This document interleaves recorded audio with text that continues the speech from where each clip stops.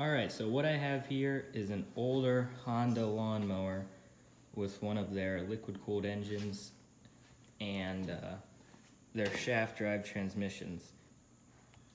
And what makes this one super cool is that it's got like a similar clutch to a car motorcycle with like actual discs that disengage and engage.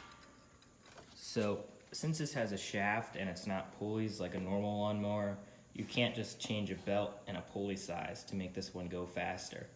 You'd either have to rev up the engine, change the tires, or mess around with the gears and the transmission. Instead, what I'm going to try and do is change the gear ratio coming out of the motor into the transmission. Alright, so over here I've got a bunch of sprockets, chains, and bearings to hopefully do this right. But what the main idea is going to be having a separate jack shaft somewhere around here that the engine connects to and the transmission also connects to. I can kind of explain this a little bit more as I go, but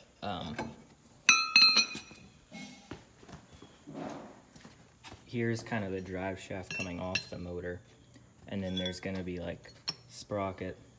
Here's the shaft over here, sprocket, sprocket, sprocket, and then here's your transmission over here, sprocket. So 4 of them. And then between all of them, it's going to be changing gear ratios because sprockets, you can have them bigger and you can have them smaller, similar to pulleys. So that's kind of the only way you can drastically change the speed. So because I don't want to mount anything onto the engine shaft, what I've got to do is lathe down this axle or mill it down so that way I can fit it inside of this shaft. That will give us a super straight just shaft and a lot better to weld. That way, if it's just welded like this, it wouldn't be as strong, but there's also almost no way to guarantee that it's straight. If this was in here, there's almost like no chance that it'll be super crooked, because you'll be able to have it like go 2 or 3 inches into here, like that. Then you can drill holes in here and weld it even more. And the other thing, I gotta figure out also how to get a sprocket onto this shaft, because it's probably a good idea to have a bearing supporting it, so I probably should also have an axle, because I don't want all that force. This is the clutch right here. I don't want all that force coming down on it. Alright, so I have 18 inches of axle to work with. So I've got to figure out how many, or at least how long I want to make this side coming out of right here. So I'll have to grab my pillow blocks. Alright, so this whole assembly right here is a little over 3 inches. So we'll just say 3.5.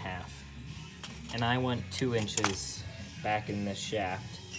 Like about, you know, this coming back in 2 inches to make it nice and square. So that'll bring us to 5.5. So we'll say we'll cut about 6 inches off this shaft.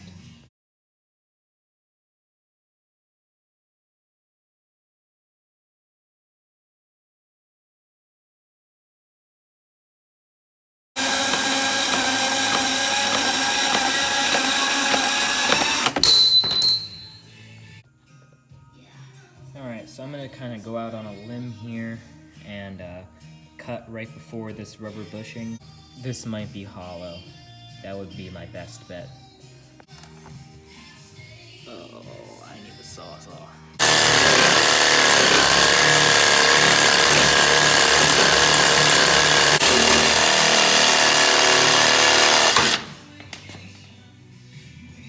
Alright, so because that is hollow, we'll be able to turn down an axle shaft enough to get in there, get it fully straightened up, and be able to weld it. Alright, so because the whole sprocket and axle assembly that's going to be going on this side is 3 inches long, I don't know if we'll have enough room to have a jack shaft in here. So I think I gotta make this guy a little bit shorter. I'll do some measuring and figure out exactly what I gotta do. That way I have enough axle. Alright, so I need this much axle coming out of the transmission side. I already got the engine side cut. Well, when you add these two together, like this, it is longer than this gap. So that means I'll probably have to shorten the engine shaft 6 inches, or however long I'll make the separate jack shaft. It's kind of a lot to factor in.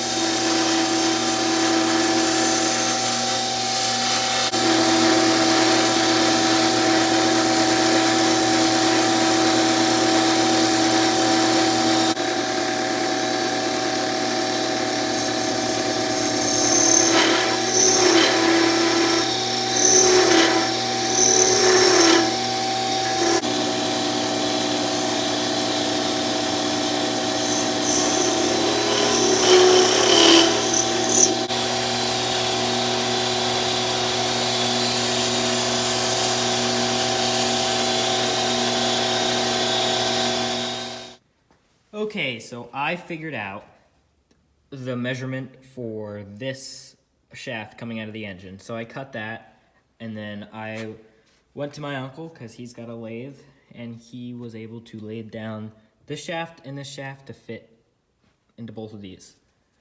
So now, there's plenty of room in here for this shaft to go right here. And both of these shafts are long enough to have the pillow block and the sprocket.